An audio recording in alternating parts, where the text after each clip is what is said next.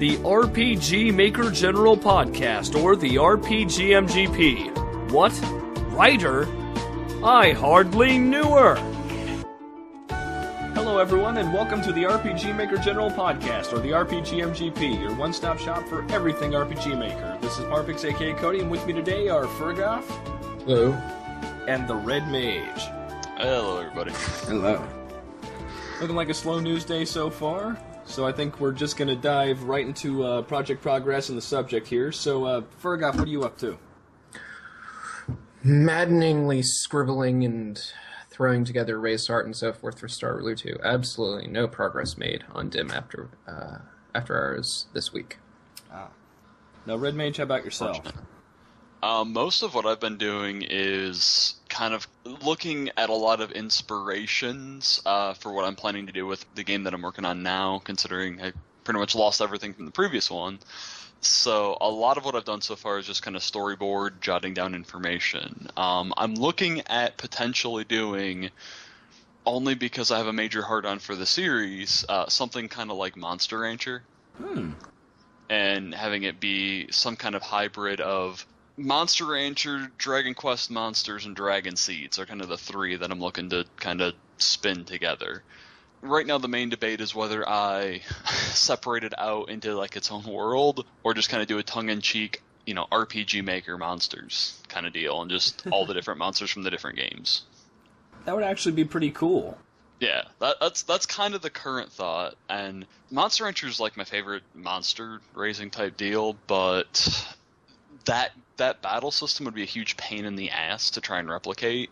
Dragon Seeds is a really interesting one, and not a lot of people have played it, so I don't know how many people have seen it, but basically you've got like long range, mid range, and close range, and then each turn you input two commands. You either move forward, move back, or use like an attack.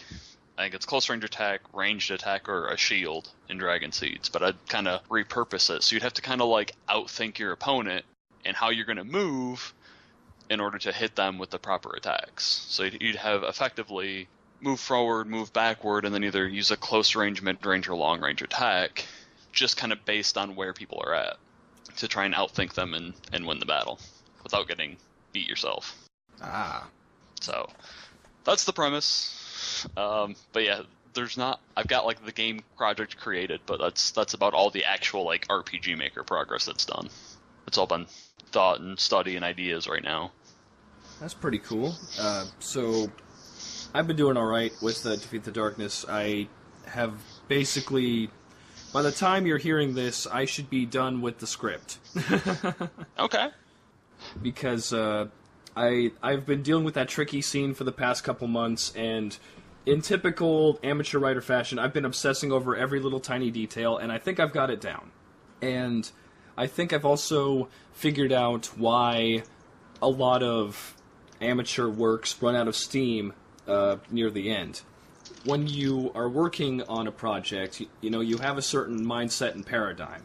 And so I don't know a proper way to describe it quite yet. Ask me again in 10 years, maybe I can tell you. But the way DTD has gone so far, it's comedy, it's action, it's got a little bit of depth and thought. And I really had to adjust the sliders, if you will, to get this next scene working, because I couldn't get it working in the context of every other episode that I'd done.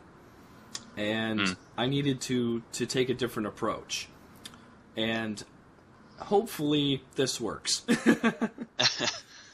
Yeah, I have no clue. As of the recording, I have not sent it to anyone to get the final lines done, but we'll see. I think that a mid-movie paradigm shift can be useful, as long as it's done right, and I feel I've done it right. This isn't like a pop song where you just step up the key half a step because you feel like it, Okay, that's good. Yeah. Hopefully I've got that settled. Yeah, it'll be interesting to see. Stuff like that, when handled well, are very powerful. So hopefully that's kind of how it plays out for you. Yeah. Especially, the depth of my writing is a little bit deeper than, say, Shoot 'Em Up with Clive Owen. Fair enough. Yeah, that movie is very on its face. It's a guy shooting stuff. That's great. On its face! That's a great descriptor. So, transitioning into that, today's podcast is going to be about writing. All three of us here, obviously, mildly competent game developers, but only one of us has actually done much study on writing. It's true. It's not me, by the way.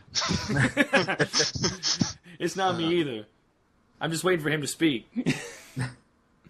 Well, I mean, I've worked on stuff, yeah.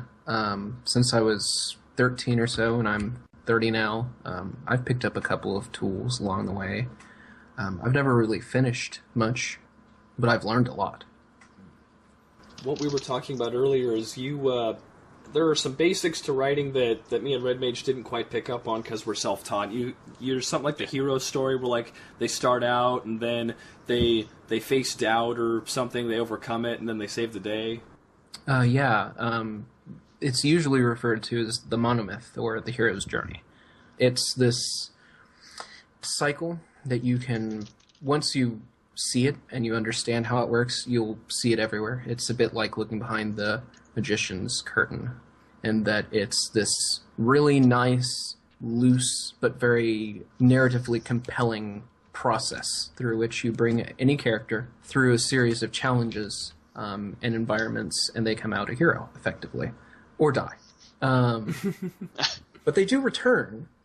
You'll find a lot of classic works follow it pretty explicitly, like Lord of the Rings is pretty much the hero's journey path, although it's with a whole bunch of characters on their own separate parts of the cycle at the same time. Almost anything fantasy, in fact, you can find hero's journey with.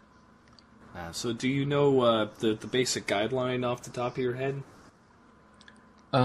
Sure. Well, the one that I'm used to using, and there are a number of hero's journeys cycles, it's more of a category. There isn't a particular one which is like the holy grail. But I like Vogler's. It's also the one that Wikipedia uses as an example, so it's very easy to look up. And it goes from the known into the unknown, and then back into the known. Because that's kind of the whole thrust of that cycle, is taking someone who's comfortable in a typical environment, thrusting them into a new place, having them adapt, and then that either becomes their new known space, or they return to their known space. Okay. And there are a couple of guidelines that they put out to suggest how a hero might proceed that. First, they're called to adventure. Usually in most fantasy games, this is the hero's town is destroyed. Yep. Or it's your birthday, and you wake up, and then something's wrong with the world. These are typical markers that start. Then you get supernatural aid of some sort. And then there's Threshold Guardians, but that's a very loose thing. Some games do that as like a boss fight, where like you get first introduced to like your big bads, like your first encounter with Kefka, or etc. Gotcha. Those are like guardians. Then the hero begins to transform as they venture into the unknown. They get a mentor or a helper, like you get what's her name? The mechanic in Chrono Trigger, who I cannot remember the name of right now. She is definitely a mentor character, as is Frog. You get your challenges and temptations. You hit the peak of the unknown part of the cycle, where you get a death and rebirth.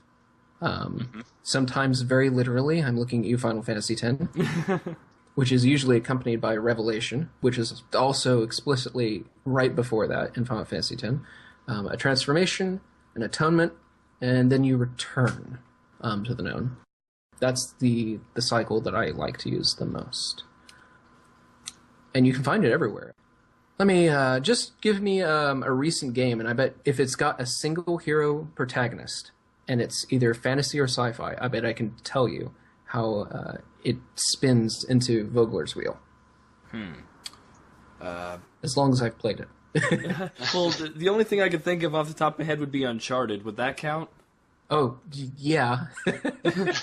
Every single one of them is a hero's journey adventure. All of them start with a call to adventure, like the most explicit call to adventure. First one's like, oh shit, treasure. Also your dad. Which is the supernatural aid. Except it doesn't appear to be the supernatural aid at first. And then you go and recover the thing, and then, oh shit, there's rival people. There's your Threshold Guardians. And then you get thrust into this unknown conflict between you and these guys.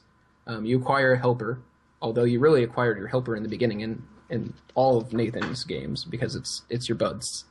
Your helpers are your buds. They're also your mentors. You get your challenges and your temptations. Do you want to betray everyone in this group? What about this guy? Does this guy want to betray you? Then you finally get to the object of your quest. Something really bad happens. And then something is revealed. Something dramatic. Let's see, in Uncharted 1. Uncharted 1 was that the Lost City? That was Drake's Fortune, I think. Shit, what was 1? Damn. I played it all the way through, and I can't remember what the end of that story was. Damn it. Right after I said any game that I've played. But yeah, you can see how I'm slotting these things in. If you just look at it, you'll see it. Yeah. And there are a lot of these templates out there that can help you with your writing, both on the large and the small scale. Yeah, because I assume if you're writing a short story, you don't have time to fit in all those narrative arc pieces. Ooh, it'd be tough. The shortest piece of fiction that I can think of off the top of my head that follows kind of the hero's journey is one of Asimov's pieces with the galactic supercomputer. Okay. I think it was I Asimov. do remember that. Yeah. That one's kind of the hero's journey. It's also a larger cycle at work, which I won't mention because that's a spoiler, and those of you who haven't read that story should read it. Because it's a good one. Off the top of my head, when you were talking about the hero's journey and they have supernatural abilities and stuff, the first thing that came to mind was anime. Because in almost every anime, they get literal supernatural aid. Yes. No, I mean, all the time. I mean, anime is much more overt about the hero's journey. Some of them just take a pat. Like, a famous current example, I guess, would be Sword Art Online, which is the most literal hero's journey cycle. Your Threshold Guardian is the first boss. There you go. Yep. There's a Guardian at the end of every The beginning floor. of your transformation is taking it on yourself. And then you get a helper immediately. Because you can't take it on yourself. Then you get a mentor later on, and then you get a helper after that. The example I was thinking of was Code Geass, because I just recently rewatched the whole series. And you have the main character, Lelouch, and this woman, C2, who also acts as his mentor helper, grants him a special power to command anyone to do anything once. And from there, he becomes a resistance leader, and he has to, lead the rebellion against the evil Britannian Empire. And obviously the Threshold Guardians, there would be the various people in Britannia who are out to stop him. Yep. I mean, it's this cycle of going out into the world and coming back changed. It's the objective of the hero's journey. Or the world changing. Maybe the protagonist doesn't have to change, but something's going to change, or else the story is boring. Yeah. Some stories kind of skip around a bit, like Zelda. Zelda follows the hero's journey a lot. It just skips parts of it. Like the call to adventure is usually just cut out. You're on the adventure. Yeah. Yeah. Or that's the beginning of the game, hey, go see the Great Deku Tree. Like the original Legend of Zelda is, boom, you're on an adventure. Yeah, for real. The call to adventure was you powering on the system. Yes. Yeah. That's kind of how a lot of the early games were, though. They didn't really bother too much with the startup. It was just, okay, here you go. Have fun. Yeah, obviously you put in this game for some reason. You were looking for adventure. Well, by Jove, you found it. As far as, Final Fantasy Legend 2, the call to adventure is your dad went off on an adventure for a while, and you're kind of worried about him, so you and your 3 friends from school go off on a quest to find him. Yep. Yeah, that's pretty much the exact thing. Right there.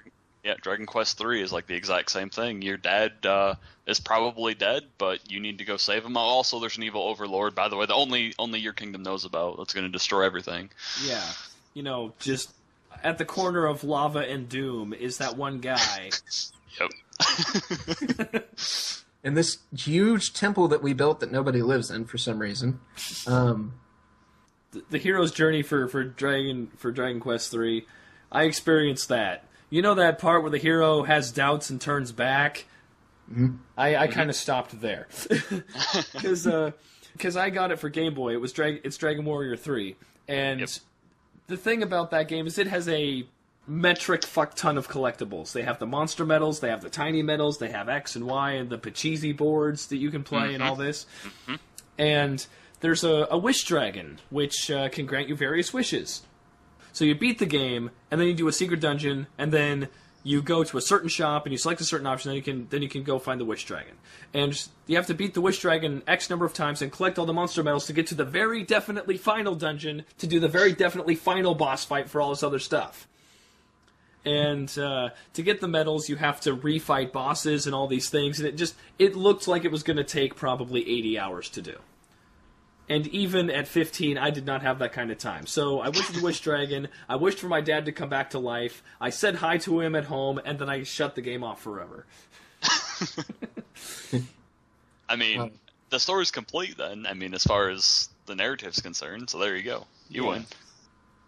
And it's structured that way because of the way characters work. Typically, not always, but typically, most characters are in a state of rest when your game begins. They're quite literally asleep. They're asleep, or they haven't quite realized what's going on in the plot, and so they don't have any motivation. The call is to motivate them and give them a reason to proceed into the quest. And some of them even reject it, and that's actually something that's part of the cycle too, is often a hero will first reject the opportunity to get involved, because sometimes it beggars a bigger question than they're willing to consider at the time. Yeah. It's like, only you can save the world. I don't know why you thought I could do that. Bye. But I have a master who's literally a hero and who could do it right now. Why don't you go ask him? And then he gets killed. Yes. And then you get your other call to adventure. Your master was killed, and you need to save the world. The world, yep. Well, how about I get revenge for my master and maybe the world gets saved along the way? But yeah, this is all part of just transformation. Yeah. It's plot development, really, with characters a focus. And characters are obviously a very important part of the reason why the cycle exists. Because characters are boring if they're perfect and they start out with everything that they should have by the end. They often don't recognize or are unfamiliar with the thing that will be their canonical grace, their gift that allows them to succeed on the quest where others may fail. And all this tends to come into gameplay. And it fits quite naturally, I think, with some types of gameplay, though. Sometimes it doesn't work well, like RPGs. RPGs aren't explicitly compatible in mechanics with the monomyth and the hero's journey. Because you'll get characters who just sit in an area killing frogs for a year, and then they come out as this enormous badass who slaughters the world. There's no real challenge or temptation that the game can offer, because you're just going to mow through everything. Right. The best part is if it's one of those older RPGs where you fight the final boss halfway through, and then you're not supposed to beat him, but you beat him because you're super over-leveled, and the cutscene shows the final boss laughing at how weak and pathetic you are. Yep. That's why I don't think you should structure your story strictly around these sorts of narrative templates, because they're not built to withstand the bending and the stressors that your player can put on the framework. It doesn't make sense that your character can't defeat this enemy while he's slaughtering dragons left and right, if he's just some old man. No. Guys, I'm here. I'm out of the hospital. Yay! Oh, wow, it was awful there. There was like 3 fingers in my ass at once. Hello, Karbonic. Yeah, it's me. It's me. I'm the real Karbonic. Guys, it's me. So we were talking about narrative structure and why modern games railroad people because they don't want to do the extra effort that comes with writing alternate situations. Right. Yeah. Don't you hate that shit? Yeah. Well, I mean, It you does have to feel for the writers because they've got this grand story that they want to tell, but that story doesn't involve you being an overpowered badass at that point in time. Were you talking about the hero's journey just a second ago? Yes. Yeah. I've seen people definitely. I've seen that fail many times in various games. If It's I can not think enough of to know it. You have to know how to use it. Yeah. If I know a game that definitely kind of forces you into its journey, but that's not an RPG, and it's also the most literal sense of the story. But why don't you guys go back to talking for a bit, and I can try to get back into this conversation. Sure. Wait, actually, before we continue, is there a schedule? We just skipped the news and stuff because technically this episode's going to be out in early May. So there's no news right now. If there's news later, fuck it, we'll add it later. But Wait, why is it going to be in May? because the FF retrospective is on the 20th. Huh? Oh, yeah, okay, we've got a yeah. backlog. Yeah. Yeah, we have. Sorry, I forgot all about the whole.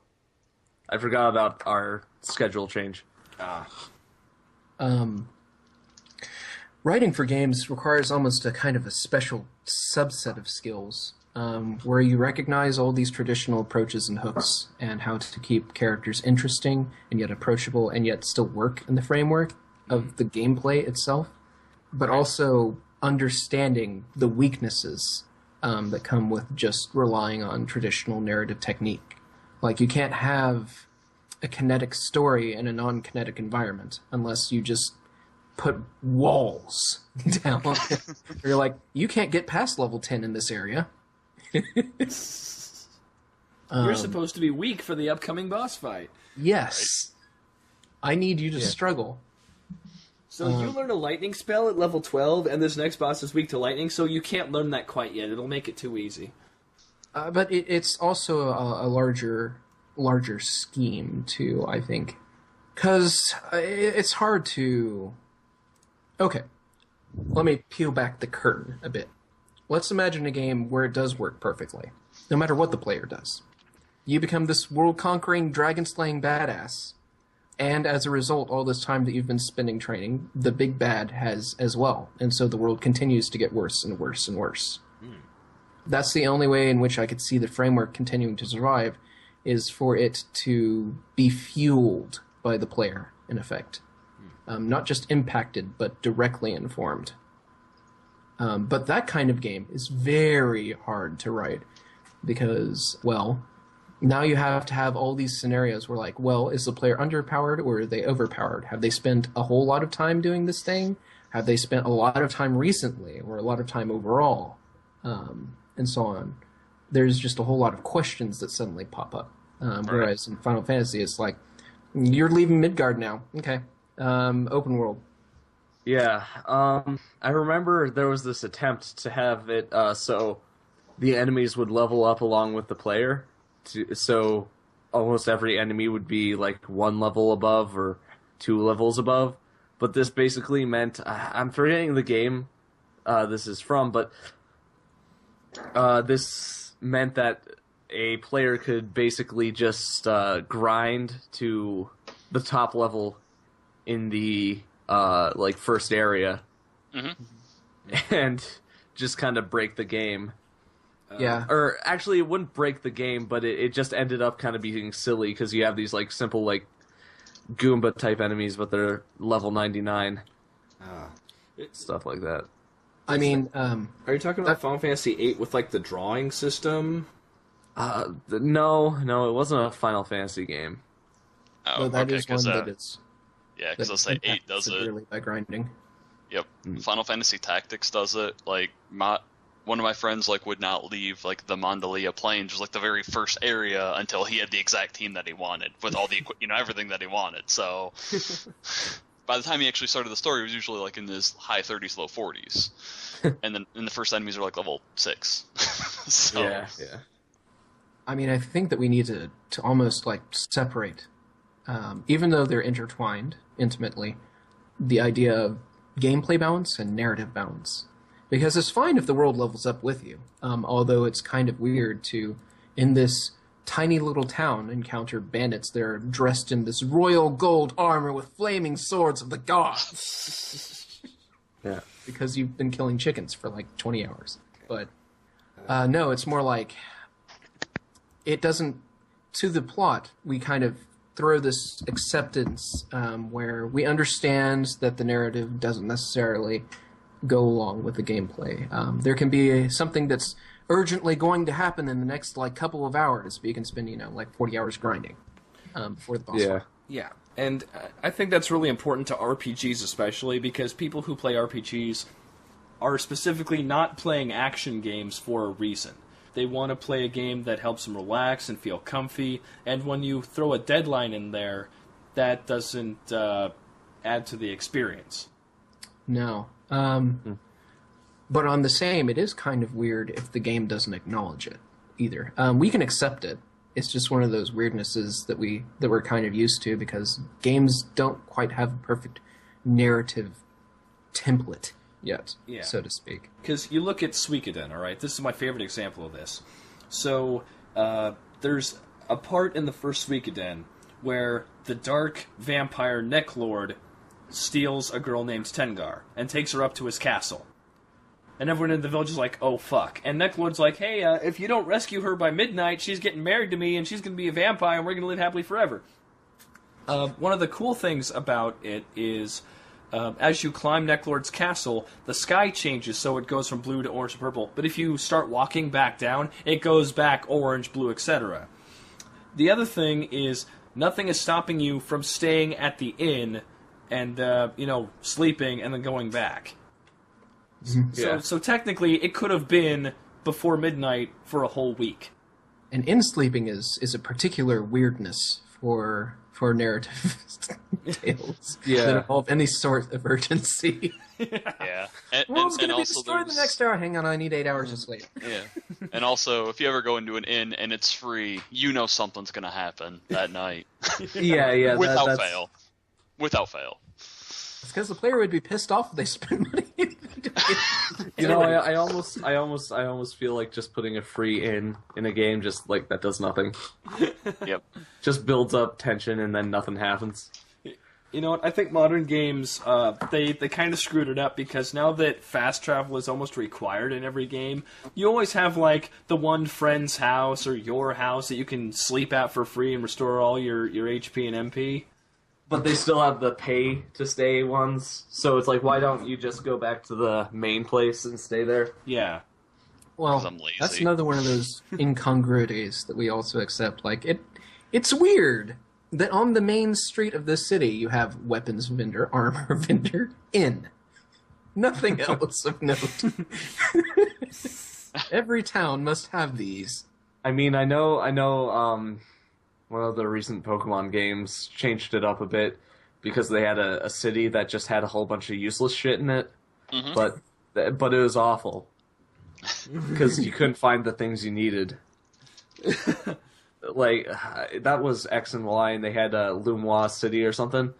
And it was just like, yeah, in this store you can buy, like, it was like they had a store you could buy normal food, like, that you couldn't use on your Pokemon, but you could eat, and it didn't do anything. That was that restaurant, right? Yeah. Yeah, the whole point of the restaurant, actually, is you're supposed to spend a shit ton of money there. That's the point. Because after you've enjoyed your meal, you inadvertently piss somebody off and you get into a Pokemon battle. Yep. Like, that's the whole point of that area, is you pay for the opportunity to fight wealthy assholes who use Pokemon. But then they had ones where it's like that one dog Pokemon, like Ferofu, I think, or something, that you can just style there. but it was really expensive, so it was really useless. Yeah, or the clothes for your trainer. Like, I'm not in there to do Gaia. I'm in there to do Pokemon. Yeah. I think games that have adapted well to having to being like a narrative experience, but also are fully recognizant of the fact that they're a game, are games like Sunless Sea, which is very fiction heavy. It's very writing heavy, and it understands that it can't do much of a linear story, but the small stories that it can do are just as interesting. And it becomes more of a life story of each character in this world. Yeah. I will say, a big part of, I think, an RPG game is making sure that the player feels like they're doing good to the world, if they're a hero, rather than, I'm just the guy who's here to save the world, and I'm checking off a list of things. Yeah. Do you know what I mean? Because there's I think the Paper Mario series is good at this, because all along the way you're actually helping people in their lives and sort of making their lives better. Whereas in a lot of other games, it's just like the quests that you have to go through are like, oh, go find this vendor some tree bark, and he's not even that happy about it. Like he just doesn't want to do his job, and that's the reason he wants you to get it. Yeah. Rather than like he has like broken his legs and he has children to feed or something. I don't know. Yeah, right. no. Another. Oh, No, sorry. No, I've been talking. You go. Okay, all right. I showed this game, I think, on one of the very first podcasts, and it's something that does it very interestingly. And I'm not 100% sure it's RPG Maker, but it's still an RPG. It's called Artifact Adventure. Each place you go, there's an event that you can do, and sometimes there's multiple. And at the end of the game, like, you get to see the story of your hero and like what you did. And there's things that you can do bad, and there's things that you can do good. So it's just very interesting that like all these little events that are normally inconsequential and don't really play in, you can actually kind of like, once you've beaten the game, will actually kind of show you how much of an asshole you were or what good that you actually did for the world. Because like one of the best examples of it is like early on, there's this town that sells healing water, because basically everything in the game is powered by artifacts, like magic, everything. And this town down in their well has an artifact that basically it's a healing one, and it enchants their water so they can do it. And you can choose to take the artifact so that you have healing magic now, because you can equip it to anybody. Or you can choose to let them just keep it so their town doesn't go under. And if you take it, the town eventually is deserted, because they don't have anything to give back, and there's no reason for anybody to visit, and the town just dies. Oh, fuck. Yeah, so it's just a really interesting. That game is really cool in its simplicity, so I'm gonna show it again. But that's just like one of the best examples of that I've got. What I hate is when a game forces you to do a bad thing and then chastises you for doing the bad thing. Oh, Jesus. Are we talking about Spec Ops: The Line or Undertale? Those both can be.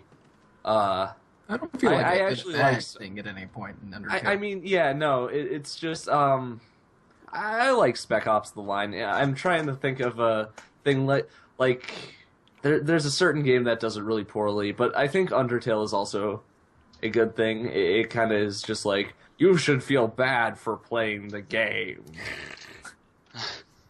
Yeah. By the way, thanks for the $10.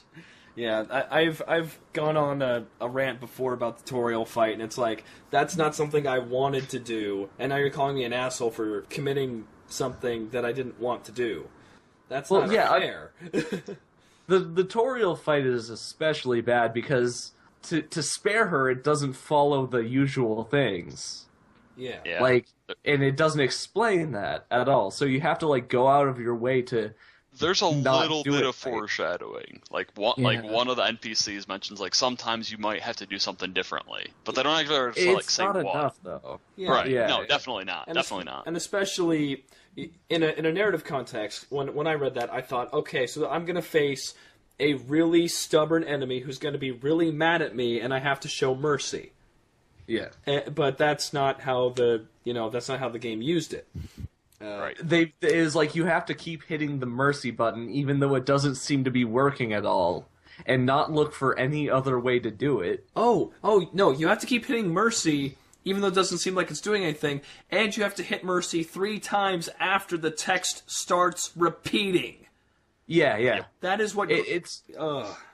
Yeah. And then, well, also the whole thing where they act like you can sort of beat down an opponent and then spare them, but then like they randomly have that critical hit, like forced critical hit in Toriel's fight that like takes down her entire health just with one hit rather than the usual one. Yeah. It's definitely not narratively sound, I would say, that fight. And a lot of people praise it. I wouldn't say it's as good as people do. Also, another qualm I have with Undertale is just...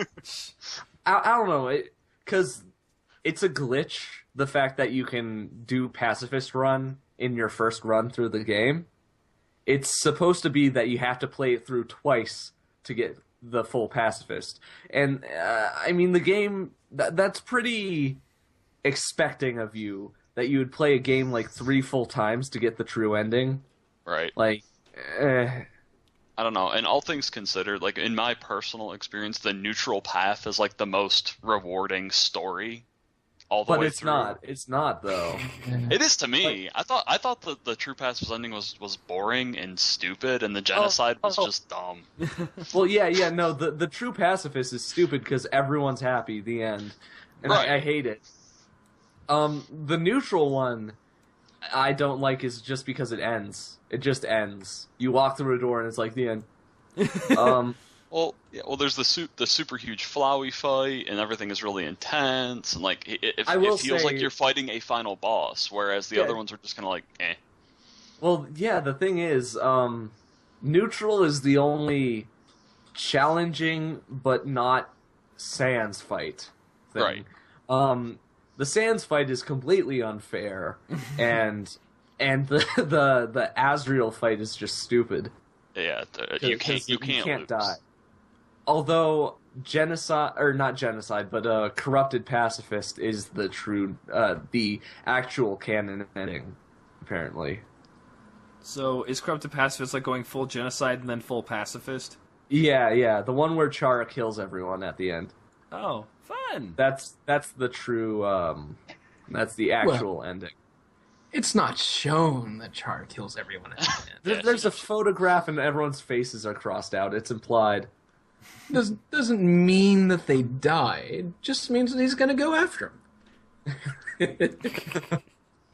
Anyways, let's get off of Undertale. I don't like talking about that. Yeah. But yeah, I think going forward, people should try to find new narrative structures. A lot of people cling to the monomyth because it's easy. It's very followable, and you can fit a lot of characters to it. But I think it's interesting to explore things like, you have all these little stories spread throughout the world. Let's say four major events, and once they've all completed, then you get the actual kind of linear experience at the end. Because the thing is that it's hard to have a linear growth in your gameplay mechanics, while at the same time having a linear experience. It is railroading. But if your character is already at their maximum potential and the player is already well versed in all of their skills, then at that point it is just tactics, and it is just fine to have a linear section. So, because leveling is a core part of RPGs. Yes. I can't think of an RPG that was successful without some sort of leveling system off the top of my head. There are very few because if you go down that territory, you're most likely going to turn into a visual novel. Right. So what you bring up there with the freedom to explore wherever you want, I think the only game that did this and did this right, and feel free to correct me if I'm wrong, is Pokemon Gold and Silver. I think Sun Sea did it well. Okay, we'll get to that one in a second, but follow me here. In Pokemon Gold and Silver, you go through the whole world of Johto. You have to go from from here to here to here to here to here to here to here. Okay? Mm-hmm. But then you beat the Elite Four. All your Pokemon should be about level 50, and then the entire world of Kanto opens up. Yep. Yeah. And because you already have all the HMs, you can fight any of those gym leaders in any order you wish. Yep. Yeah. And at that point, you are sufficiently leveled to where, a couple levels isn't going to make the big difference it would when you started. So they are able to just do that because who cares? Yeah, I Yeah. feel like it's almost two separate stories that you want to tell when you have a leveling game. One where the player is still learning, and the character is still learning, and then when they're both seasoned. What do you guys think of Spec Ops: The Line, by the way? It was interesting. I thought it was fun. I don't regret paying for it.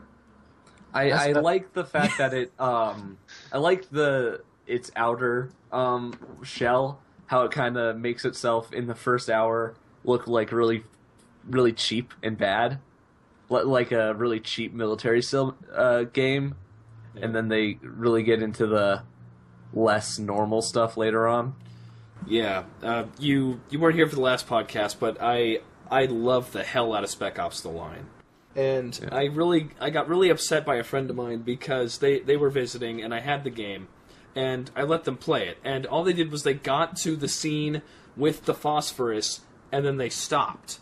They're like, "Oh, well, Yeah. that wasn't very interesting." And it's like, that's not the point. You have chosen not to play the rest of the game where the change affects everyone in the game. Like you haven't even gotten to the good stuff yet. Yeah. Still, I mean, were they just visiting for a day? They were staying at my house for the week. They had all the time in the world to keep playing, and they chose to stop. Well, I can't really blame them completely, because, I don't know. Part of the thing that Spec Ops specifically tries to do is to, in the first part, seem as generic as possible. Yeah, but he played to the phosphorus scene and stopped. He thought that, that's the big thing that you're supposed to see in the game, but if you don't play the rest of the game, then you don't understand its true impact. Yeah. Well, I don't know. Maybe they'll try it again at some point. I don't know about. I mean, just going off on other games that kind of have that open world too that did well. I mean, levels included, but we actually talked about this in the retrospective too. But the second half of Final Fantasy VI. Yes. Because it's linear because you have to get Edgar and you have to get Setzer.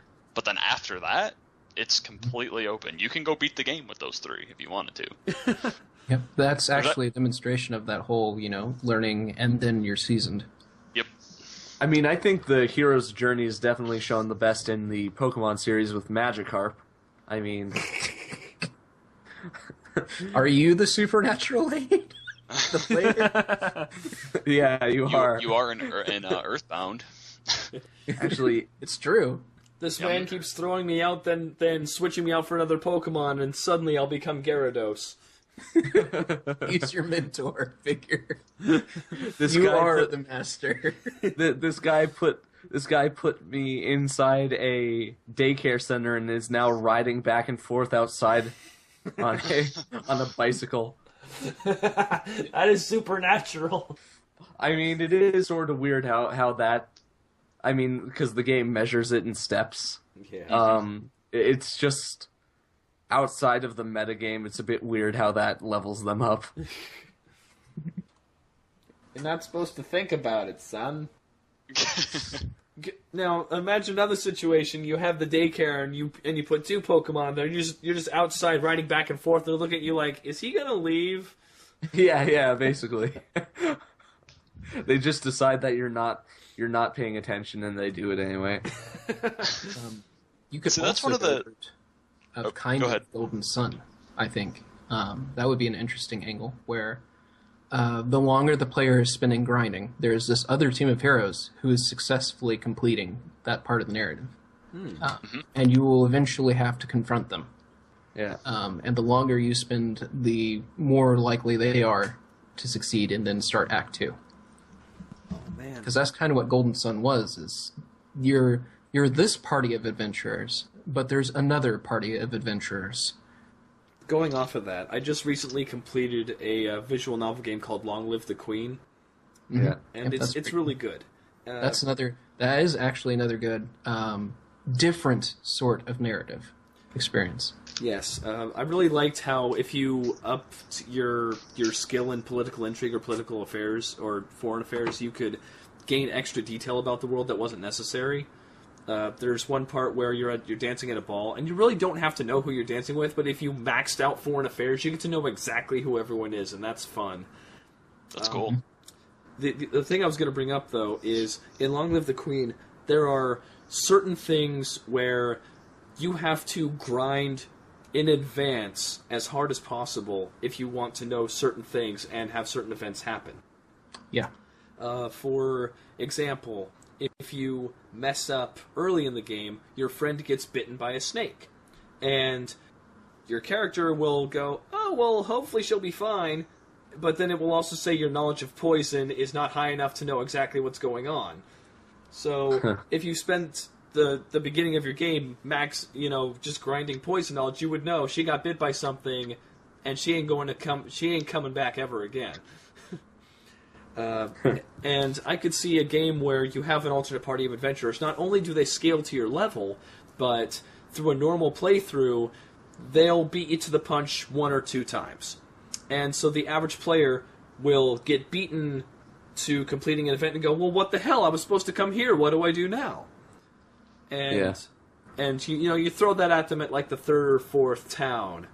And then, they learn to play the game in an optimized way that allows them to beat the other people. Mm-hmm. Yeah. I mean, there's a lot of potential ways that we can tell a story. Games kind of free us up because narratives can only be narratives. You can only start on page 1 and only end on page whatever, unless you're playing a choose-your-own-adventure. But even then, it's linear. Right. Because there's only so many levels of gradients that you can fit within a known space. Now, I guess that goes for games too, but there's just so much more space to do it in that they're separate. Yeah, which makes it super ironic that a lot of games try and railroad you because they want the full cinematic experience. When games can do that, but they're much better suited to letting the player make part of the story. Mm-hmm. Yeah. Yeah, I mean, you basically have the approach where you could do something like Fable or Diablo, or you could do something like Gears of War, where you have the story that you want to tell, and you can either make it about how the player proceeds with that story and gets into that story, or you can make it, you can bring them more intimately into that story, and not intimately, but more implicitly into that story.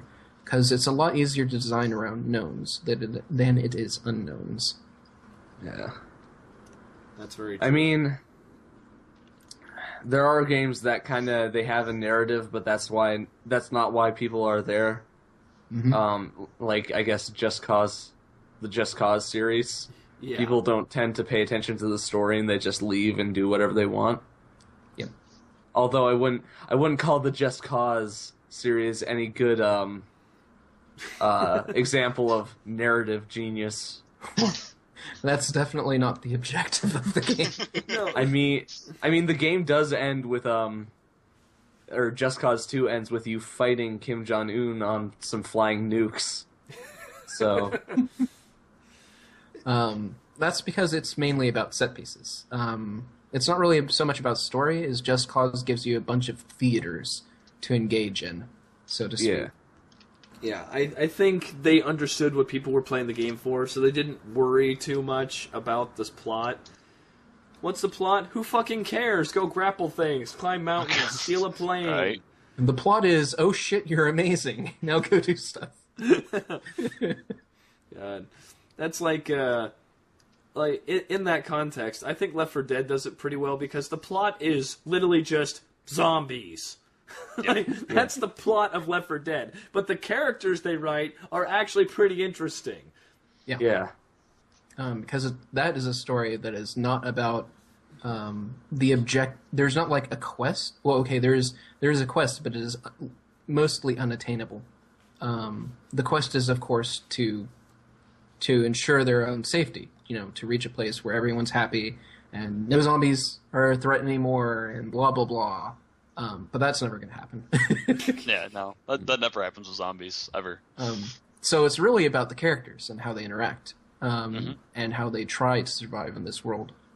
That is a most definitely character-driven story, as opposed to a narrative-driven story. You can get hybrids. I think Witcher is a pretty good hybrid. Witcher 3 is a pretty good hybrid of both narrative and character-driven, because they kind of segue it off into acts. Something else about The Witcher. Was it The Witcher 2 that basically split off into two separate paths? Yes. Mm-hmm. All right. Where you side with the Scoia'tael, or you side with the whatever their name is. And in that context, I think video games do that great because it can be either player-driven or narrative-driven, or even player-driven, because the player informs the character who informs the plot. Nobody Has to Die is definitely like an example of an entirely player-driven experience. The characters don't really get an opinion on anything. They just get to react. Right. Yeah. I will say, I think a very bad way to do this, and I see this in a lot of amateur horror games that decide to emulate Amnesia: The Dark Descent, is to have there be no gameplay-related storyline, and have the entire storyline done through... Text. Yeah, it'd be told through huge text exposition dumps. It's... Yeah. I can understand why they do it. I mean, I'm going to level with you guys, and I'm not sure that you know this, but it's hard to do cinematic experiences when you're one guy. I know that that's difficult for most of us to comprehend, because most of us work in teams of 100 people with thousands and thousands of dollars to spend. Wait, how big is Frictional Games? Frictional is 12 people, I think. They didn't used to be. They started out with like 5, I think. But that's all the way with Penumbra. That's more people than I have. Thankfully, most people have started realizing that if you're going to do text dumps, you can at least do voiceovers instead. Yeah. Instead of read everything. Well, I mean, Amnesia had flashbacks and memories and all that. Yeah, Amnesia had some reading over of the text, but there were still letters that weren't read. And also, I felt that the story I think one of the worst parts about the texts is that you couldn't tell which ones were going to be plot relevant and which ones were going to just be like some farmer talking about his cows. Right. So it was a crapshoot of whether or not it related to Daniel in the story at all. And well, kind of on that note too, and I've seen this mentioned a couple times in thread, just about like world building and that kind of thing. I know we talk not getting into world building, but it kind of falls right into this. But where you don't really reveal a whole lot about the world except through like having a library with just a bunch of optional information to read, I think that's boring and a little lazy, to be honest. So if you suggested that, I'm sorry. But libraries are other okay ways. for like superlative subjects, like stuff that's not really important to the plot, but might be interesting. But having stuff like that should be given some other... I mean, text dumps are still never a good idea, but find another way besides just having a library that has just all this information for some reason. I mean, it is really hard to set up like the lore of a fictional RPG world through not exposition dumps. Yeah. Yeah. The usual way most people solve this, and that includes bigger studios, is through cliché. Going through things that people already understand. And then just showing how you twist it in this particular context. Like Witcher starts with all cliché and slowly builds this understanding that no, it's not really that. There's actually like people that were transplanted from Earth to another world some many, many, many, many years ago. And then there were the bad guys, and then there were the good guys. And we forgot most of everything, but we remembered how how to mutate genetics. So we were talking about a lot of that in podcast 9 about how to start an RPG, and I believe that manuals have taken away some of the ability to put lore somewhere else, but I also believe that the 16-bit era had it right. You have an intro for about 30 seconds to a minute. That's all the text you need. Okay, good, great, and then you give the player the ability to play the game. You can have a little bit of plot, you can have a different cutscene play, but you have to make it fresh and ever changing at the start. Yeah.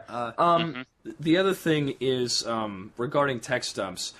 I don't know if have you guys played the Sam & Max game that came out about 5 years ago from Telltale?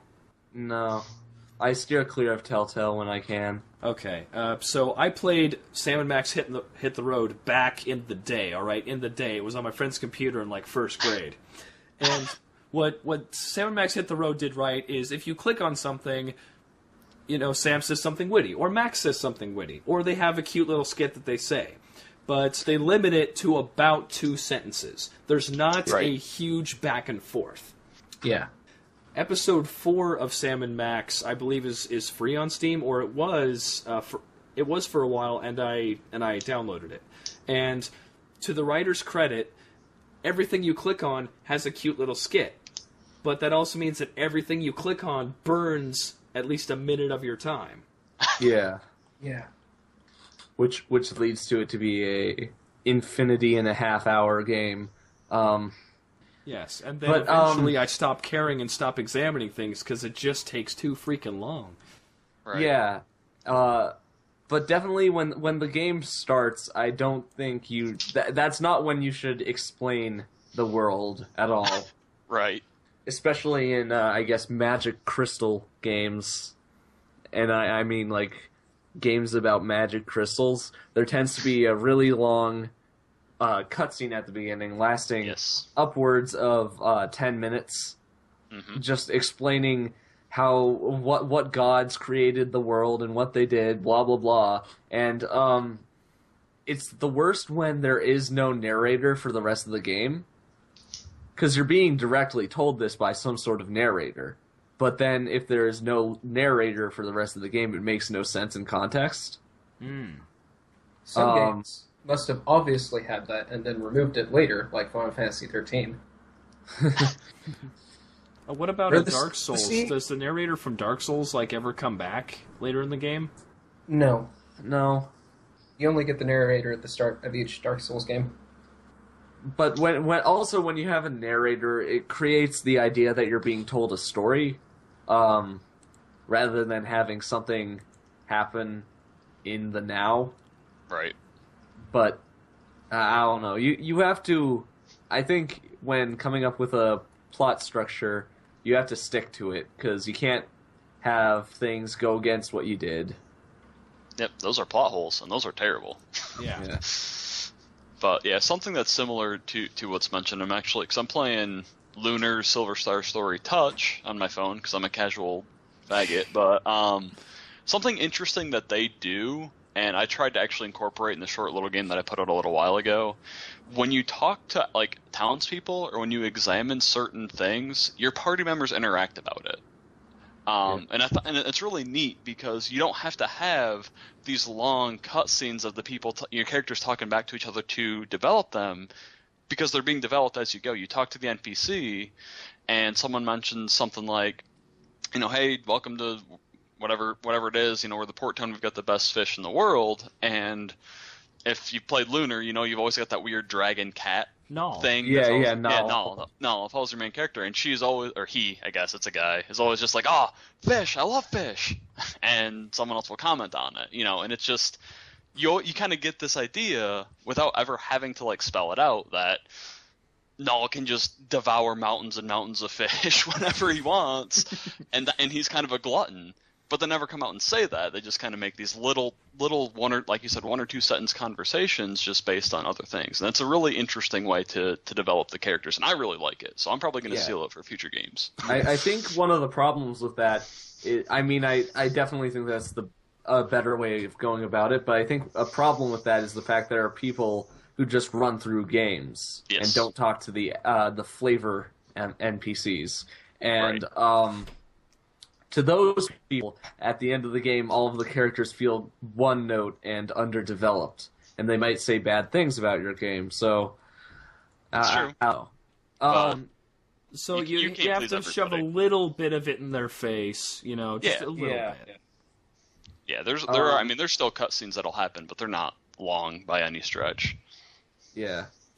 I would definitely say when writing characters, don't make them a gimmick.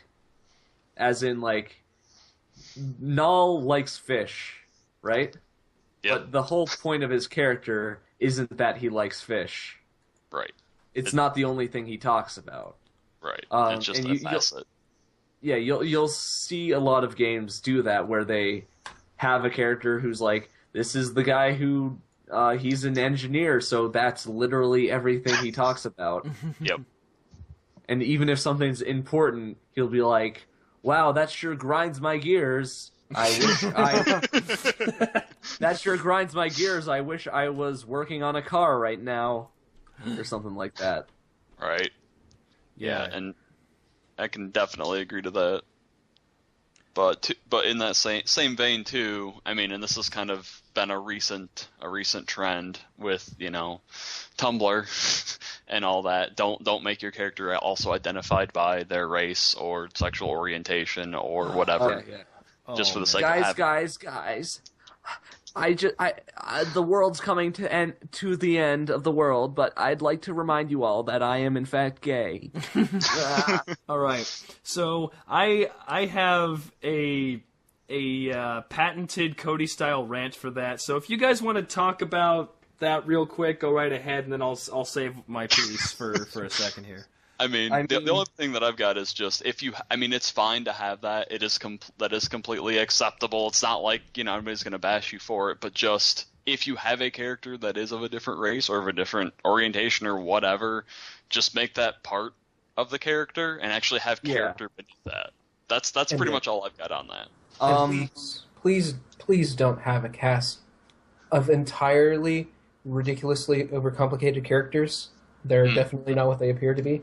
It's okay to have a couple characters that wear their hearts on their sleeve. Yeah.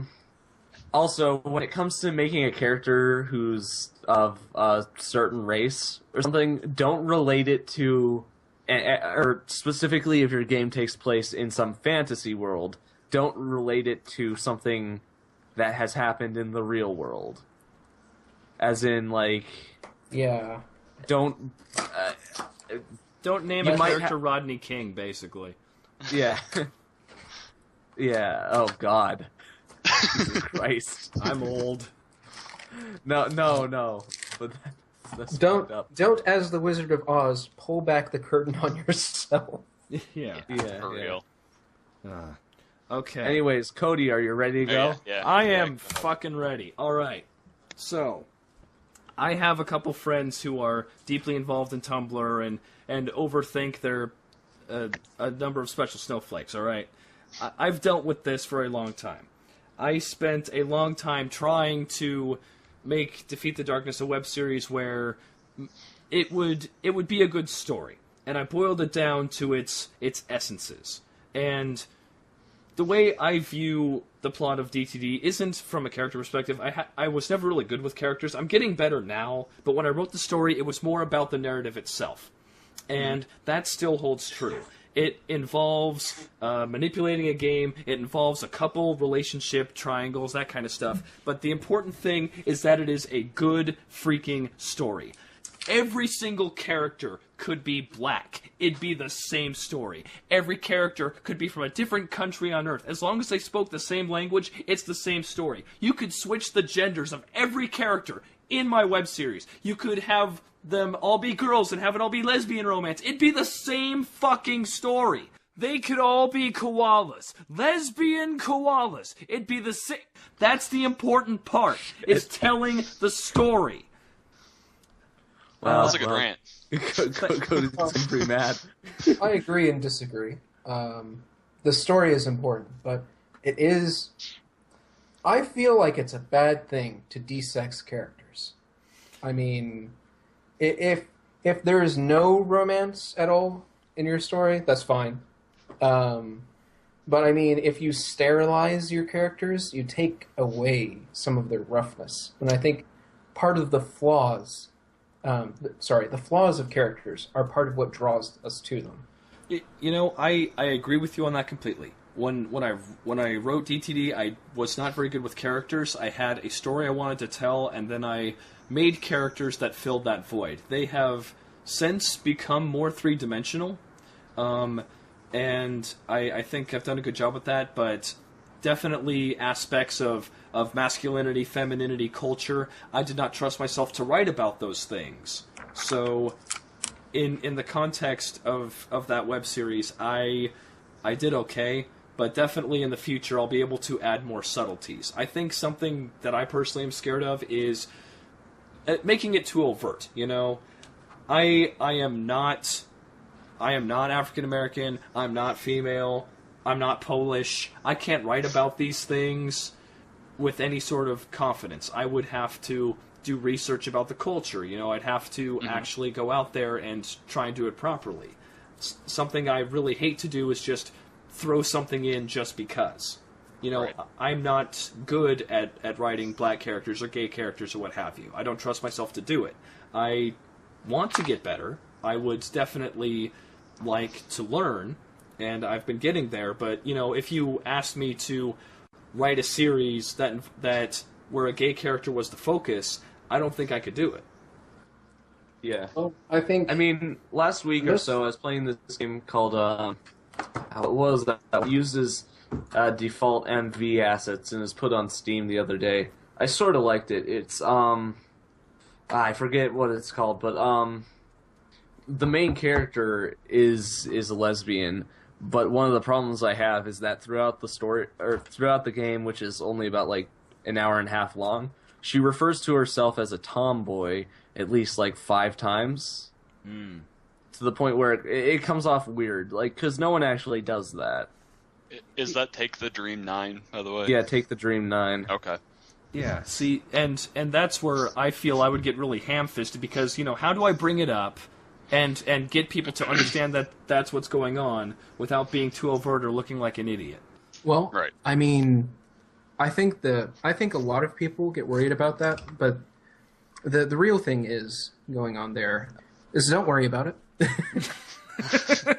Just don't go super hard into it. If you define a character solely by like their most interesting attribute, you can do that. It just gets harder to write. Like, if a character's black, then, like, have them be black. Maybe they have a story about being black, but, I mean, that's not really... They're not going to be talking about, like, yo, I so black, every scene. Yeah, no. I mean... Guys, let me tell you a story about how I'm black.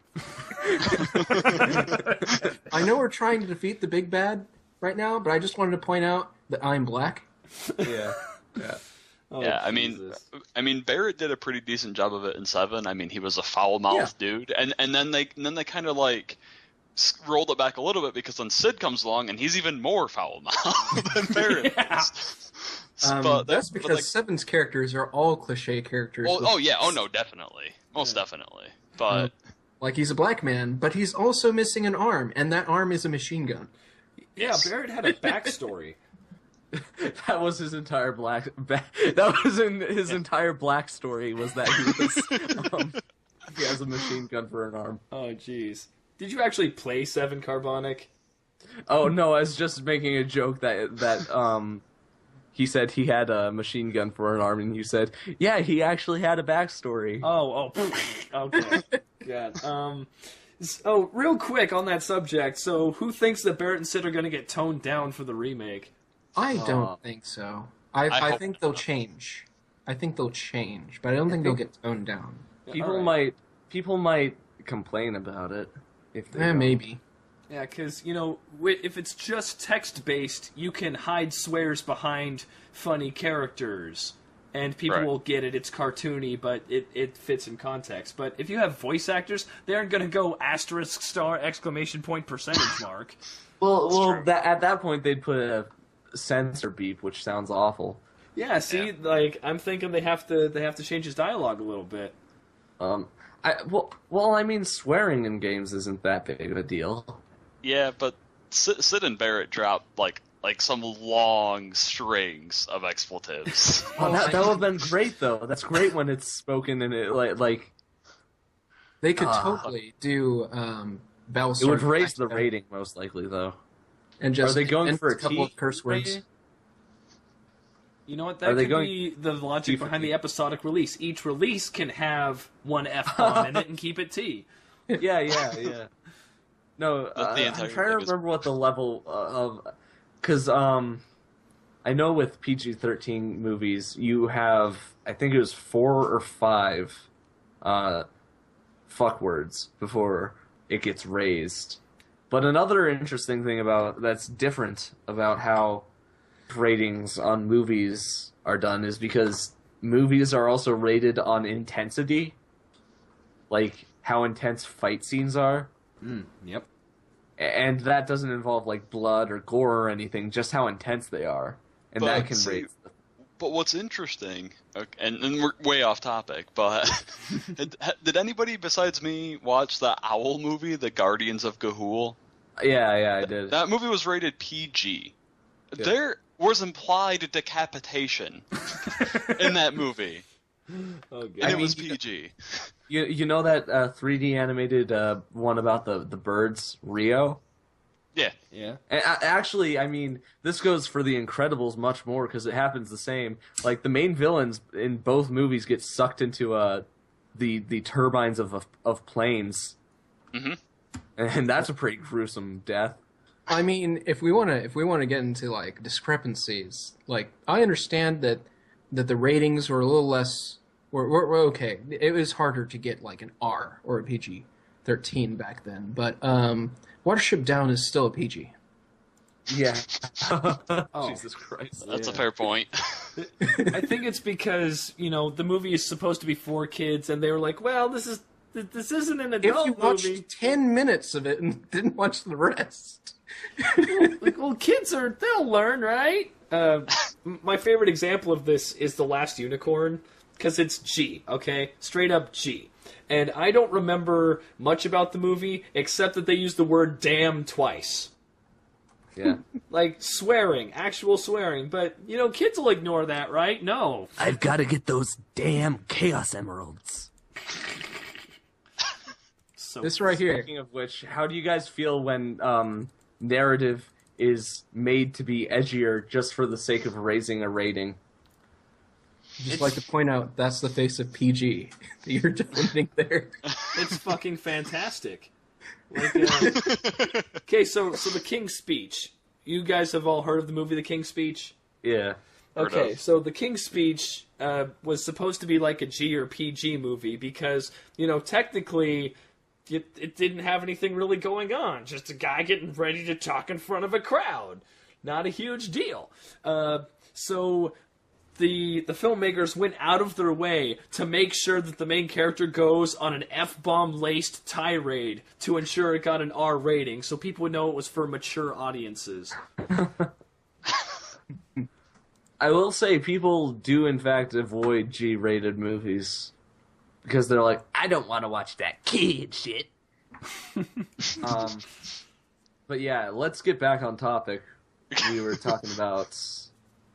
We were talking about characters. Characters. Yeah, I characters. I derailed us. I apologize.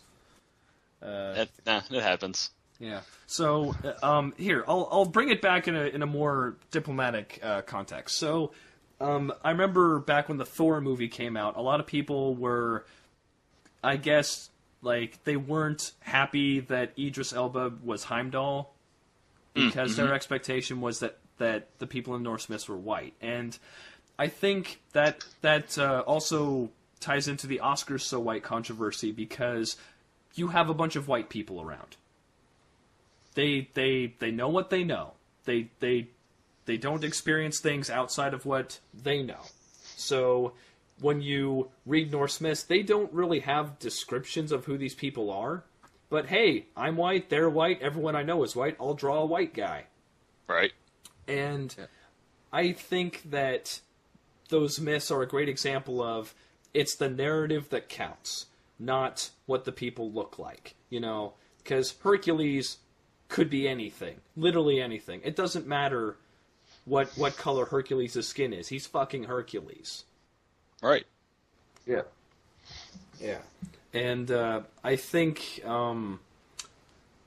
it's hard in this day and age, especially with the overreactions that tend to come from the internet, to put a character in that doesn't seem like a token. You know, so for example, I'm white. That means I'm probably going to make a lot of my characters white. That's I'm sorry. That's just how I see things. Yep. So let's say I make an innkeeper black. Oh, why's it got to be the innkeeper? Okay, fine. I make the weaponsmith black. Oh, why is the weaponsmith got to be black? And I tend to overthink things in that context, and Gotcha. it's probably unhealthy. But when you spend too much time in the wrong places on the internet, that's the type of people you talk with, and then everything becomes a fuss over these tiny details. Yeah, I mean, you can't concentrate too much on that. That through that rabbit hole, madness lies. If you chase that rabbit, it will lead you on a tirade where you are suddenly saddled with all these overcomplex characters that nobody's happy with, because everybody has their own agenda that they want to make sure is being represented.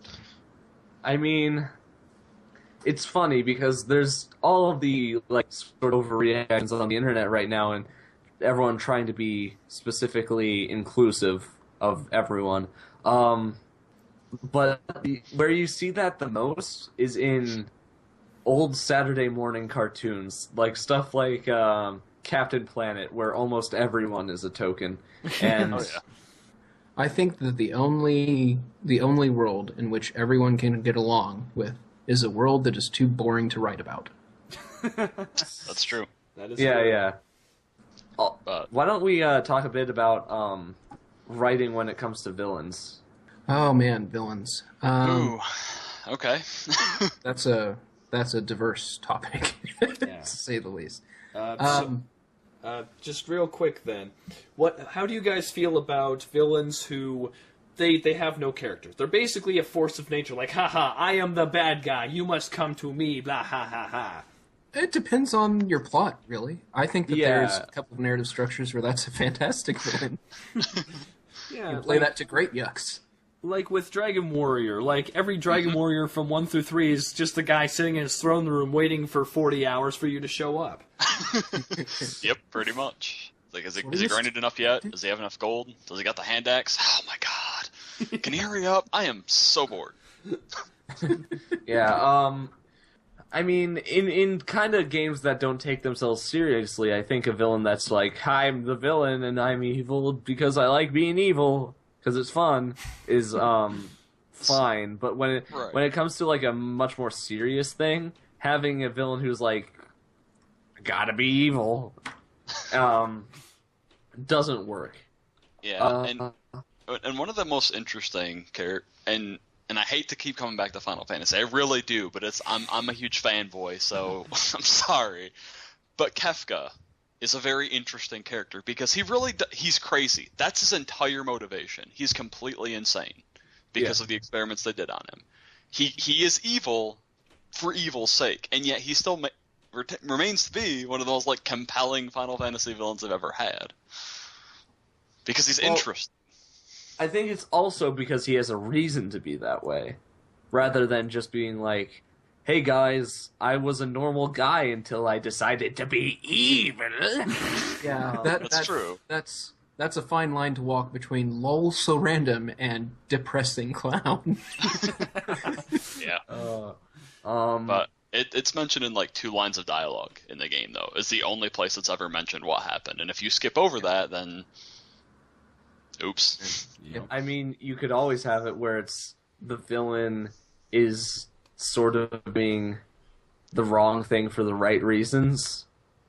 But I feel like that's also a fine line to walk because there's always the villain who's like, they're doing these horrible sacrifices to hold back Cthulhu, and it's the only way to hold back Cthulhu, right? but they never say that to the hero. They throughout the game they act like they're just pure evil until they're defeated or something. Right.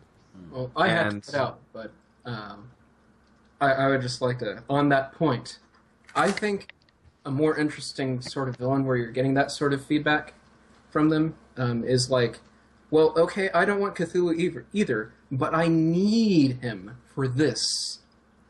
Then you can kill him. Just let a couple thousand people die of madness, and I'll let you kill your Cthulhu. But no, I need this. I need to avenge my dead wife or whatever. Yeah, I need his madness in order to figure out how to cast this damn spell in order to bring back my dead wife. Yeah. I mean, we could always bring up, I guess, I don't find him the best villain, but Gendo Ikari. Oh, man. Who, he might as well be the villain of Evangelion. Well, Yeah.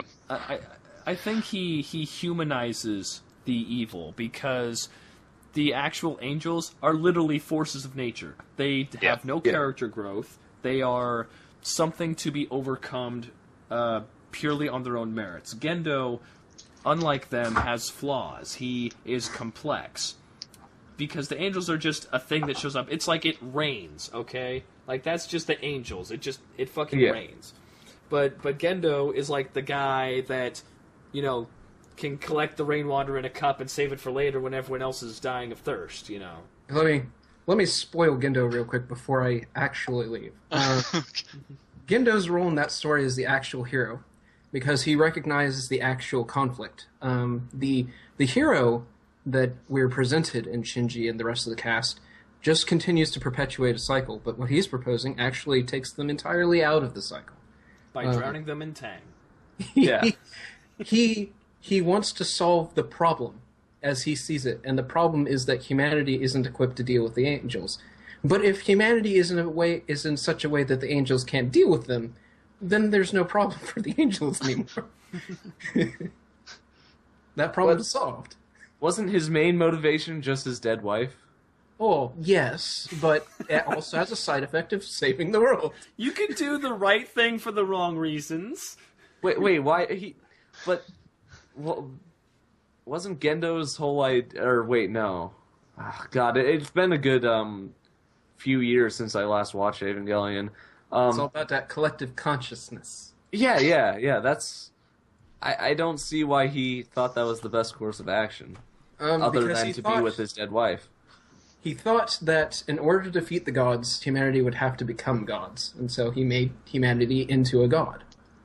Yeah. The angels can't fight a god.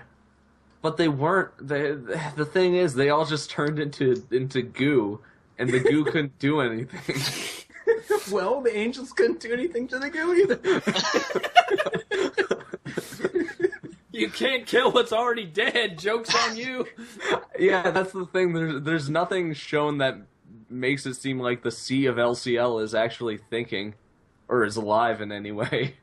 Well, in fairness, we do get the little congratulations at the end, which implies that it may be actually a thing. But no, neither are good solutions. Which is the real story of Evangelion. There are no good endings. Yep. There's no good end. And Are you guys looking forward to 3.0 plus 1.0? Because that's a really dumb title. I don't know. I have not watched any of it since the original series is the only part of it I've watched. I watched the whole series. I watched End of Evangelion, then I watched 1.01, I think. Yeah. Yeah, so are they really releasing the final movie and they're calling it 3.1? They're calling it 3.0 plus 1.0. Jesus Christ. Because 3.0 was already released. And that's the third movie. The thing people complain about is that, because like in this new series, Shinji just kind of takes the reins and is like, yes, I will pilot the Eva. And it's really kind of action packed. Well, in his defense, he doesn't have 26 episodes to brood about it anymore. Yeah, That's true. But he, how long was the original series? It was 26 episodes. Yes. And they were 20-minute long episodes. roughly. Okay, so we have 4 movies, and that's time. Okay, only 8 hours versus. Okay, yeah, That's about 8 hours though for the series. yeah. But in an episodic format, you can, like, if you get tired of Shinji's whining, you can just stop watching it. But if it's in a movie, you kind of need to be there for the long haul. So Yeah. And I guess if it was just like a full movie of his whining arc, or of just him whining, that Right. would kind of suck. People would be like, "Why did I pay for this?" Then again, people would still see it in Japan because no one in Japan actually likes Evangelion for the story or the characters, They just love for the merchandising. and the plug suits.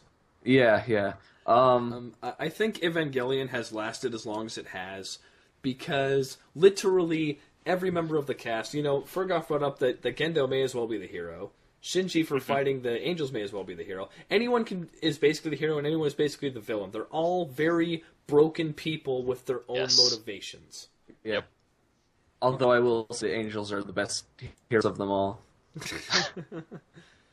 Get all these troublesome humans away. But Well, you know the whole like backstory of Evangelion, like what leads to the angels being a thing. I don't.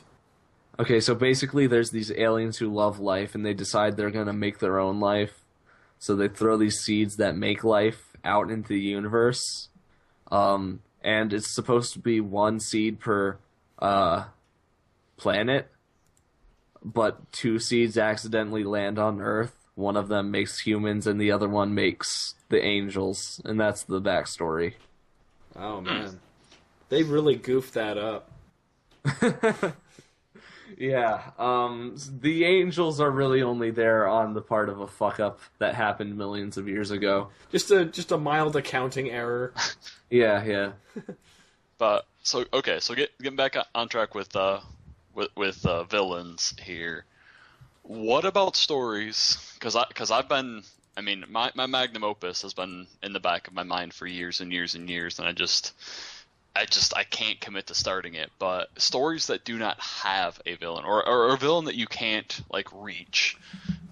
Because the story that I've got in mind, which I might have to actually turn into a story if I can't get it to where I want it as a game. Basically, the premise is a very low magic setting. The main characters is this dude and his 2 sons and his daughter, and he is basically searching for resurrection for his wife, who died in childbirth with the daughter. And the entire story is fighting against the inevitability of death, and there's no good end because it doesn't exist. Is the premise. But the main reason I almost don't want to put it into a game format is because in a game you feel like you should be rewarded for completing it. I don't want to get to the end and everybody's just like, well, great, now I'm depressed.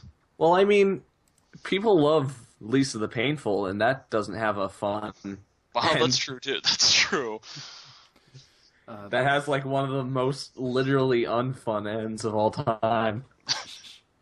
Your daughter hates you, and now humanity's dead.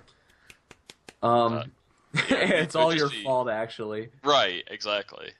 But yeah, there is no, because I guess Lisa's kind of the same way, because there's really not a villain, really, and I mean the world is kind of the villain. There is, but he only showed. But I guess he's still not even really the villain, though. Yeah, he's not related to the story enough to be the villain. Right. Still, I think that Yato was super disappointing and joyful. Oh, yes, definitely. He shows up and he dies in like 2 hits. On this topic, real quick, talking about RPGs with no villains. I read about this in Wired a while back. Ultima 4, Quest of the Avatar. Yes. Way back in the day. There's no villain. It's all about the Avatar, which is you, the player, trying to attain virtues and become the hero of Britannia. Mm-hmm. Yeah. And that was a disappointing ending. Really now. I played it. I was looking forward to like getting all of these virtues to become the Avatar, and then saving the world, and then there was nothing to save it from. You see, I believe Ultima 4 was made in response to video games being about violence and having to kill something to beat the game. So if you were looking to kill something, you're definitely going to be disappointed by the ending there. It's like I was gonna say, I grew up watching anime like X and Gundam Wing. I need my edgy, try-hard main character. In some respect. But no, that was also like, 10, 11-year-old me, so I would appreciate it now. But then I did not. Yeah. How do you feel about villains that are not forces of nature, but they're not doing things for like sadistic gain or something, like Lavos from Chrono Trigger, where it's just like this is part of its life cycle, is that it destroys worlds? Right. It consumes planets and then it moves to the next one. Yeah, yeah. Because this gets into, because I hate that I do, but I love shonen. I love that just kids fighting against things they shouldn't be fighting against, and I hate myself for loving it, but I do. So Lavos is this thing that is beyond all human comprehension, and it's mostly a mindless beast. It's a parasite. But its size and its power and everything that it controls, like that, being able to stand against that is like such a power trip. Yeah. that I really enjoy that fight. And that whole concept of Lavos and everything, I think it's cool, especially because he's present throughout the entire story. Yeah. You got like the Gurren Lagann against impossible odds we shall triumph kind of thing. Yeah. Oh yeah. Yeah. I eat that shit up. I mean, I guess the anti-spirals in that story were sort of the heroes in a way. in a stupid way, because they're trying to keep everything from turning into galaxies that eat each other. They're trying to enforce order, basically. Yeah. Because spiraling means change. It means evolving, and that means that through change comes conflict. Mm-hmm. So they want to basically make the world very, very uninteresting and samey. Yeah, sort of like a Medical Mechanica from Fooly Cooly. Sure. Except for different reasons, because Medical Mechanica represents the machine, the sort of society trying to make you normal. Is that the giant iron? Yeah. They're smoothing out the wrinkles so you can't think. Right. They're trying to enforce a sort of normality, so you don't think on your own, but you fit into society. Right. I will say, Gynax sort of does have you covered on that type of stuff, though. It sounds like we're all kind of the consensus that a villain doesn't need to be complex to be good.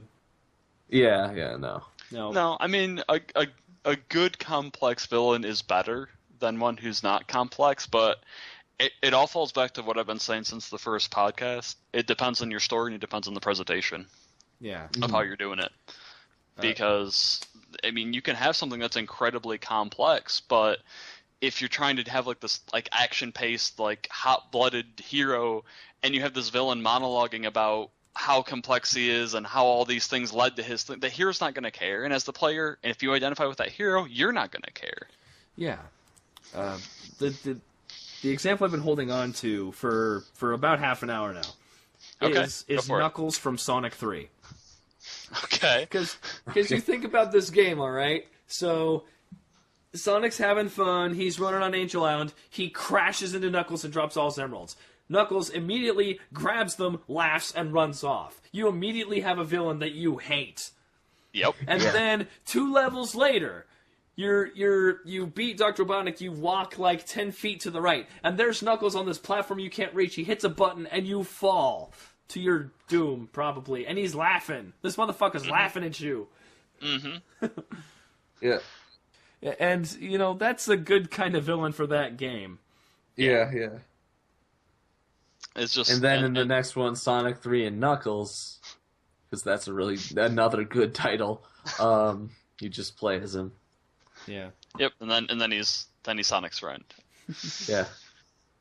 But yeah, because I'm trying to think.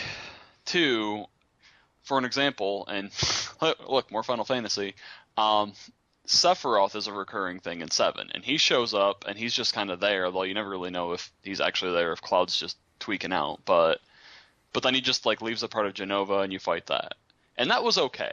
I mean, you kind of got to see Sephiroth kind of being there, but then, on the other hand, you've got Seymour from 10, who you fight, and then you fight again, and then you fight again, and then you fight again, and it's like, can you just go away?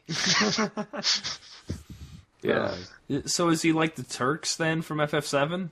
Yeah, kind of. Okay. He just keeps showing up, and he's more and more weird each time you fight him, because basically you kill him, but in 10, like, if you don't send the soul to the afterlife, it just kind of sticks around. So he just sticks around, and he's just more and more progressively weird and corrupted, I guess, as time goes on. This goes back to brevity, actually, because with Sephiroth, he's sprinkled in. You never know when he's going to be there, but he's there often enough that it's exciting. Just like your rival in basically every Pokemon game. They show up every couple towns or so. You know, they shouldn't be there all the time, because there's no way a programmer can write enough interesting things for them to say. Right? Yeah, but they need to be on your mind, you know.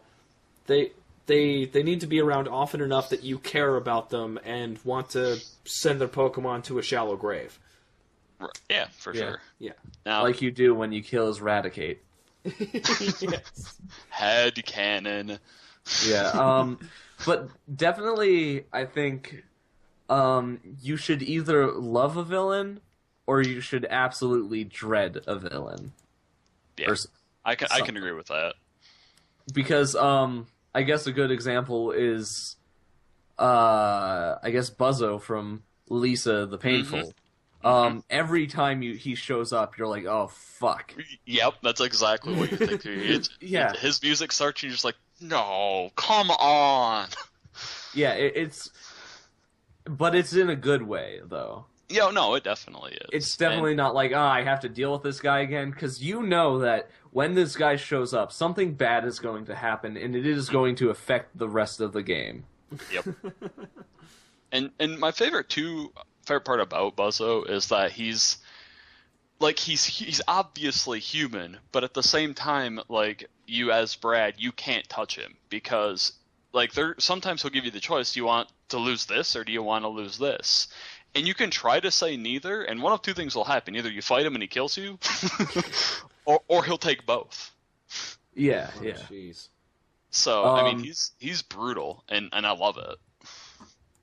Actually, you guys were talking about if you're overpowered and you accidentally beat the unbeatable boss. Buzzo actually has lines of dialogue if you beat him, which is impossible by normal standards. He'll press a button that destroys all of Olathe. Yeah, and then you get game over again. So really hard is running a marathon with no training. Impossible is this guy. Yeah. pretty much. But yeah, and kind of combining two of the things we talked about, because I'll show it a little bit because I work on it, is the Pokemon Sage thing from Fortron VP. That, like, the very first inkling you get of the villain, basically, because it starts out very, very normal, like you and the friend, and you both get a Pokemon, you have the friendly fight, everything's great, you got to go fetch something for the professor, you come back, and your rival comes in, and she's like, my Pokemon's been stolen, and you're like, what? And then there's this little gift that we got about the actual, like, the douchebag villain who, beat her up and stole the Pokemon, and it's his now for the rest of the game. Oh, fuck. Yeah. Wow, that's pretty brutal. Yeah, he's awesome, and he basically just uses I'm not fully involved in the stats end of things, but from my understanding, he uses like a lot of the bullshit Smogon tactics. So just he's that guy epitomized. That's perfect. So, yeah, he's just a total asshole. Like, at one point, I mean, spoilers, but it's kind of been headcanon and VP for a while anyway. But basically, like, there's the fossil event, and you go to, just like in all the other games, you pick a fossil and then somebody else takes the other one. In our game, you go to choose a fossil. Ricardo, who is the villain, knocks you out of the way, takes yours, and you're left with the other one. And then he doesn't even use it. He just pawns it off for cash. So you can still get it later. Maybe. Yeah. Well, yeah, we have to because we don't have trading yet. So you'll probably be able to buy it eventually later from whoever he pawned it off to. All right, Yeah, he's like. Go ahead. Or he's kind of like the blue from the first game, but instead of taking the Pokemon that's strong against yours, he just takes the one that you wanted. Yeah, I mean, well, because your rival starts and she takes the one, well, or he, because we have both genders, but they'll take the one that is stronger than yours, but he's the one that ends up with it, and she's the one that ends up with the one that's weaker to yours. I mean, it plays out really well because you've got the friendly rival and then the douchebag. Yeah, it's pretty fun. He's a good time.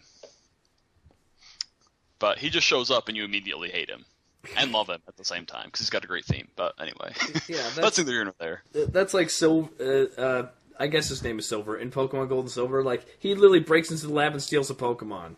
Mm-hmm. It's like, get a load of this douchebag.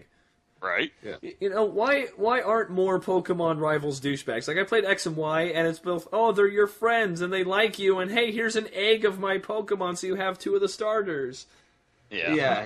Why are you being so fucking nice? Why are we watching fireworks together? Like, what the hell?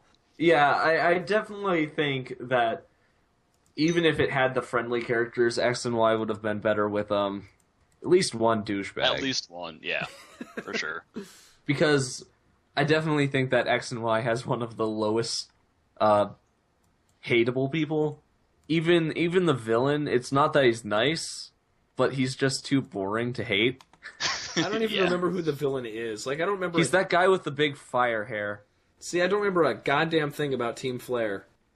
I don't know what their motivation was. I don't know. They wanted to destroy the world because if they left it, they wanted to blow up the Earth because if they let it live, then a war would blow it up. Eventually. Yeah. Fucking hippies. Yeah. Yeah. Basically. But now that and it's sad that Pokemon's going to be my example of this, but a hero or a villain rather who believes they're doing the right thing and it just happens to completely counteract what you believe is Black and White. Yeah. Because Team Galactic and I mean N's a whole nother bag of worms, but their whole thing is that humans shouldn't be enslaving Pokemon, they should be free, which is honestly a pretty rational line of thought, all things considered. Yeah. But N was like basically just raised and almost brainwashed to believe that he's the hero and that he will save all of Pokemon kind, so you end up fighting against him just because his beliefs are different than yours, and he becomes the rival for that. Yeah. Or even, okay, so I think that, say, something like Team Rocket, and I mean the Team Rocket from the games, is a lot more threatening than something along the lines of, like, Team Aqua or something. Because, like, Team Aqua's goals are a lot bigger and stuff. They want to basically end the world by turning it into a water world.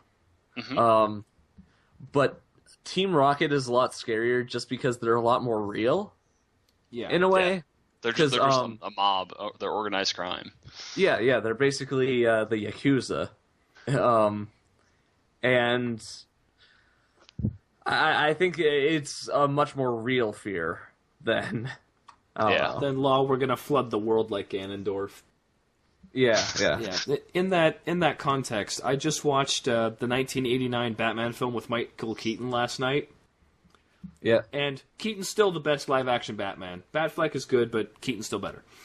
On the topic of relevance, in Batman v Superman, they almost open with Batman's parents dying. Yeah. Mm-hmm. And, okay, you want to set that up for all the newbie people, whatever. But what they did in the 89 film, I think, was actually fantastic. They open it with, Batman doing his thing, just kind of letting you get the myth and the idea and let it sink in. They also made Joker the killer of Batman's parents, which, whatever. But the important thing is that once you get the hint that Joker killed Batman's parents, then you flash back to the actual death. So they don't even discuss Batman's origin until 90 minutes into this movie. Right. Yeah, and so they only touched on it when it became relevant, and I think that was a fantastic way to handle it. Yeah, because rather than, stuffing your mouth with backstory at the beginning, they just kind of bring it up as it needs to be brought up. Yeah, because I especially hate when, I guess this applies especially to superhero movies, when it opens up with them doing their thing, but they're doing a voiceover. The character is like voicing over and talking about their backstory the whole time. Yeah. Like, is that really what you're thinking about right in this moment? I'm Batman. I do this because my parents are killed. I think about this every time I beat up a crook. I think about my parents. Yeah. Reminds me of the Lego movie Batman. There's going to be like a standalone Lego Batman movie coming out, and it's going to be excellent. Yeah. I would have rather had Lego movie too, but we're getting that too. Yeah. Yep, it's coming. But yeah, so I guess to kind of sum up everything as far as writing and characters and villains and plots and all that goes, is it kind of comes back to the unfortunate. It depends. It depends on what you're writing. It depends what you're trying to convey. Yeah. Because, if you took, for example, if you took Brad from Lisa and you put him in the Undertale setting, you would have a horrible story. Yeah. Because he would just be manhandling and beating the crap out of everything he can get his hands on to get back. I think to he'd be the villain. Yeah, totally. Yeah. Yeah. Yeah, so the more you know about writing, the less you truly know. This has been the RPG Maker General Podcast, or the rpgmg. This is Cody signing off. Well, shouldn't we give some advice or something? We had advice the whole. Back your shit up. Do it. You gotta back your shit up, man. You gotta back your shit up and back it up good. Okay. Did you want to say goodbye, or do I just cut it? Hey, this is Carby. This is Karbonic. I've just got out of the medical ward, and I just wanted to say thank you all, and I'll talk to you later. Goodbye. This is Red Mage. See y'all next time.